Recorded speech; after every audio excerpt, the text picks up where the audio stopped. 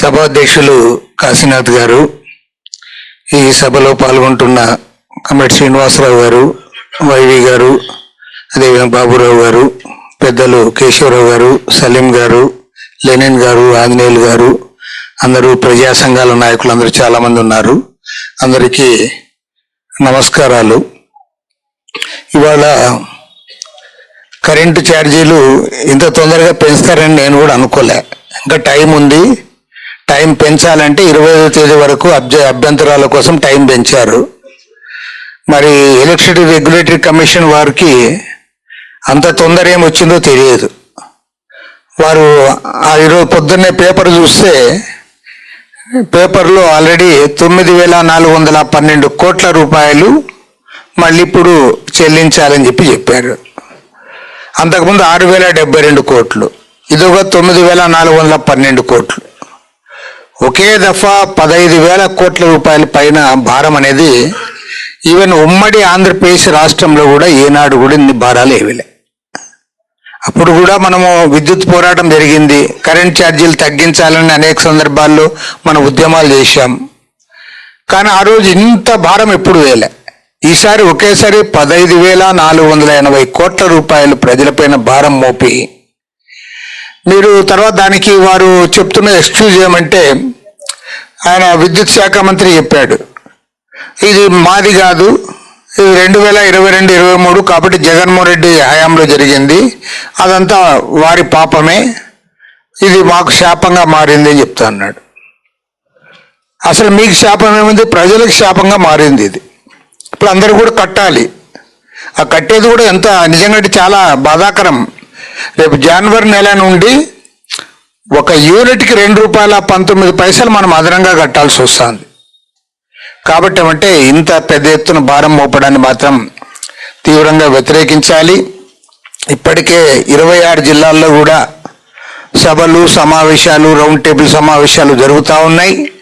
రాబోయే రోజుల్లో జనాన్ని సమీకరించి మరింత పెద్ద ఎత్తున పోరాటానికి మనం అందరం కూడా సిద్ధం కావాల్సిన అవసరం ఉంది.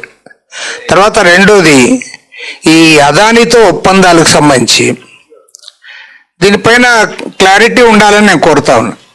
ఎందుకంటే నిజంగా నాకే ఆశ్చర్యం అవుతుంది. ఇంతకుముందు ఏదైనా తప్పు చేసినారంటే లేదంటే మేము తప్పు చేయలేదని వాళ్ళు ఖండించేవాళ్ళు.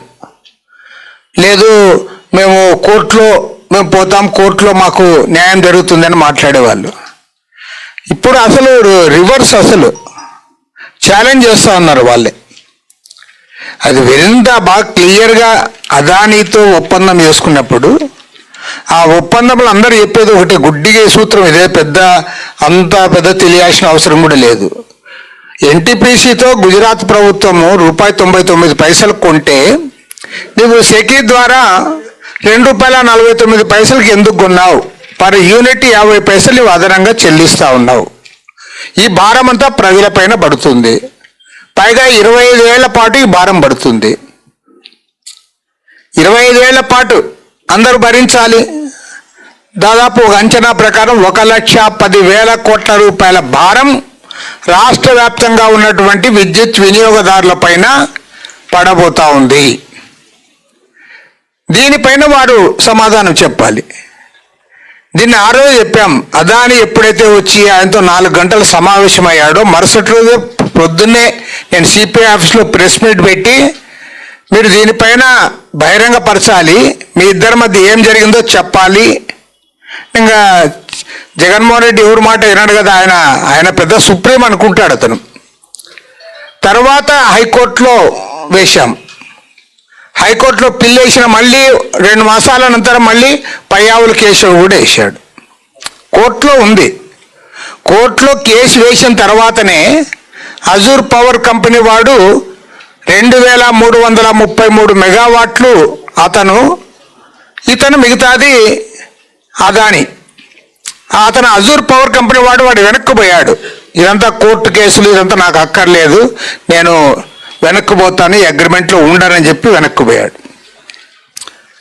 ఇప్పుడు అమెరికాలో న్యూయార్క్ ఈస్టర్న్ డిస్ట్రిక్ట్ కోర్టులో దీనిపైన ఛార్జ్షీట్ ఫైల్ అయిన తర్వాత వాళ్ళు విచారణ చేసే చాలా ఇన్వెస్టిగేషన్ చేసిన తర్వాతనే వాళ్ళు క్లియర్ కట్గా చెప్పారు, 4 రాష్ట్రాల్లో 2,100 కోట్ల రూపాయలు వీళ్ళు లంచాలు ఇచ్చారు. అందులో ఒక్క ఆంధ్రప్రదేశ్లోనే 1750 కోట్ల రూపాయలు లంచం ఇచ్చారు. ఆ తర్వాత ఈ అగ్రిమెంట్ జరిగింది అని వాళ్ళు చాలా క్లియర్గా చెప్పారు. చంద్రబాబు నాయుడు గారు అంటారు నాకు వివరాలు కావాలి, పరిశీలన చేస్తాను అంటాడు. ఏం వివరాలు కావాలి? మా దగ్గర కోర్టులో వేసినవి, బయట ఇచ్చినవి అవన్నీ దాదాపు 600 పేజీలు ఉంది. అదంతా కూడా నీకు పంపిస్తాం. మేము పంపాల్సిన పనిలే, నీ దగ్గర ఆ సమాచారం అంతా నీ దగ్గర కూడా ఉంది. కేశవ్ దగ్గరే ఉంది. కేశవ్ పక్కనే ఉంటాడు, చంద్రబాబు పక్కనే, ఆర్థిక మంత్రి. అప్పట్లో కూడా పిఎస్సి చైర్మన్, అతను పబ్లిక్ అకౌంట్స్ కమిటీ చైర్మన్గా ఆయన కూడా కోర్టుకు వచ్చినందువల్లనే దాని విలువ పెరిగింది. నేను ఒక్కడేసినప్పుడు అంతా వాళ్ళ ఇద్దరు వేసేలోగా అది అప్పుడు కోర్టు కూడా సీరియస్గా తీసుకుంది. ఇవాళ చంద్రబాబు నాయుడు గారికి చేతగాక, యాక్షన్ తీసుకునే ధైర్యం లేక నువ్వేమంటున్నావు? నాకు ఇంకా వివరాలు కావాలంటున్నావు. వివరాలు కావాలంటా అన్నావు. ఏం వివరాలు కావాలో చెప్పు. నీ పక్కన కేశవ్ ఉన్నాడు, కేశవ్ నాయుడు ఇస్తాడు వివరాలు. లేదా మమ్మల్ని పిల్లి మేము వస్తాం, శ్రీనివాసరావు మేమందరం వస్తాం, మా దగ్గర ఉన్న సమాచారం ఇస్తాం. సమాచారం లేక కాదు, అదానికి భయపడి అదాని మోడీ ఇద్దరు కలిసి ఉన్నారు కాబట్టి వాళ్ళు జరుగుతూ ఉంది. జగన్మోహన్ రెడ్డి ధైర్యం కూడా అదే. ప్రైమ్ మినిస్టర్గా మోడీ ఉన్నంతకాలం నన్ను ఎవరు ఏమీ చేయలేరు, నా వెంట్రుకు కూడా పీక్కలేరు అంటాడు అతను. నా వెంట్రుకు కూడా పీక్కోలేరు మీరు. లేకపోతే ఎప్పుడన్నా చూశామండి? ఎంత ధైర్యం అండి! నిజంగా మన కమ్యూనిస్టులు ఈ రాష్ట్రంలో బతుకున్నామా అనిపిస్తుంది. ఏమంటాడు ఒక్క మాట, అతనికి శాల్వాలు కప్పాలంటే ఈ అగ్రిమెంట్ చేసినందుకు. శాల్వాలు తీసుకొని పోయి కప్పాలి, తీసుకొని పోవాలి ఒకసారి. ఆయనకి ఇంకా ఏదో రివార్డులు ఇవ్వాలంట.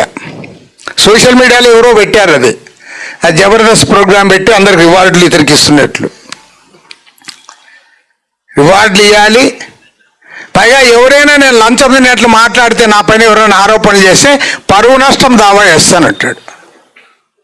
మేము మాట్లాడతాం, 100 సార్లు మాట్లాడతాం. నీకు దమ్ముంటే ఛాలెంజ్ చేస్తా ఉన్నా, పరువు నష్టం దావా వేయి. ఇంతమంది వామపక్ష నాయకులు అందరి సమక్షంలో మాట్లాడుతూ ఉన్నాం. నువ్వు వేయవయ్యా. నువ్వు డబ్బు అసలు ఎవడు తిన్నాడా ఆ డబ్బు చెప్పవని నేను అడుగుతా ఉన్నా. మీ మినిస్టర్ తిన్నాడా, లేదా అధికారులు పంచుకొని తిన్నారా? 1750 కోట్ల రూపాయల లంచం తిని ప్రజలపైన 1,10,000 కోట్ల రూపాయల భారం మోపి సిగ్గు లేకుండా పరువు నష్టం దావా ఇస్తానంటావా? వేయి నీ మొగోడైతే. కాబట్టి చెప్తా ఉన్నాం, ఇవాళ రాష్ట్రంలో దొంగలే ఎదురుదాడి చేస్తూ ఉన్నారు. నేను చంద్రబాబు కూడా ఈ విషయంలో ఒకటే చెప్పదలుచుకున్నా. జగన్మోహన్ రెడ్డిని ఓడించాలని నీకు వేశారు, నీకు పట్టం కట్టారు. నువ్వు ఇప్పుడు అదాని విషయంలో, జగన్మోహన్ రెడ్డి విషయంలో లొంగిపోతే చరిత్రలో నీకు స్థానం ఉండదు, ఖచ్చితంగా నీకు ఉండదు. ఇంత అన్యాయమేమే. అసలు ఆ కృష్ణపట్నం పోర్టు నవైదు విశ్వేశ్వరరావుది మెడ మీద కత్తి పెట్టి అదానికి రాయించాడు. గంగవరం పోర్టు రాష్ట్ర ప్రభుత్వానికి రావాల్సిన పోర్టు, 1000 కోట్ల రూపాయల ప్రాపర్టీ నువ్వు అదానికి ఇచ్చేసావు. 1000 ఎకరాల భూములన్నీ కట్టబెట్టావు, అగ్రిమెంట్లు చేశావు. రాష్ట్రాన్ని అంతా అదానికి దోచిపెట్టి, అదానికి మోడీ అండ ఉంది కాబట్టి, ఇప్పుడు నువ్వు ఎన్డీఏ కూటమిలో మీరున్నారు కాబట్టి రాష్ట్రాన్ని అదానికి రాయిస్తారా? ఇదేనే? అందుకేనే నిన్ను ఓట్లు వేసింది నీకు. జగన్మోహన్ రెడ్డి చేసిన పనికి నీవు కాపాడుతున్న దానికి ఏం తేడా నేను అడుగుతా ఉన్నా. జగన్మోహన్ రెడ్డి రాష్ట్రాన్ని దోచిపెట్టాడు అదానికి అని చెప్పి అందరం అన్నాం, మీరన్నారు, మేమన్నాం, అందరం అన్నాం. ఇవాళ నీవు కాబట్టే చెప్తా ఉన్నా, ఏమాత్రం ఈ ప్రభుత్వానికి చిత్తశుద్ధి ఉన్నా అదానితో చేసుకున్న అగ్రిమెంట్లన్నీ కూడా రద్దు చేయాలి.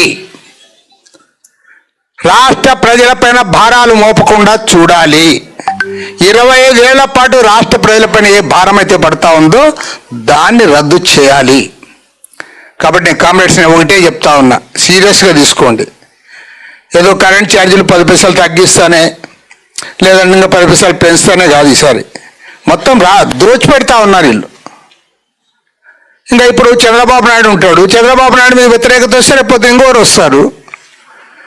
ఎవరు అధికారంలో ఉన్నా అదానికి పోయేదేం లేదు. ఎవరు అధికారంలో ఉన్నా ఎవరు ప్రతిపక్షంలో ఉన్నా. కాబట్టి ఏమంటే ఇవాళ కమ్యూనిస్టులుగా ఇవాళ ప్రజల దగ్గరికి వెళ్ళాలి, వీటన్నిటిని ఎక్స్ప్లెయిన్ చేయాలి. ఈ ఒప్పందాలు రద్దయ్యేంత వరకు, కరెంటు ఛార్జీలు తగ్గించేంత వరకు మన పోరాటాన్ని కొనసాగించాలి. ఆ దిశగా ముందుకు సాగాలని ఇవాళ ఒక సరైన సమయంలో, మరేమో నాకు కాశీనాథ్కి బాబురావు కళ వచ్చిందేమో తెలియదు, ఏ రెగ్యులేటరీ కమిషన్ వాళ్ళు ఈ పొద్దు ఇస్తారని. సరిగ్గా ఈరోజే ఇది ఏర్పాటు చేశారు. వారిని మనస్ఫూర్తిగా అభినందిస్తూ సెలవు తీసుకుంటున్నాను. Welcome to our YouTube channel. Don't forget to like, subscribe and share the videos.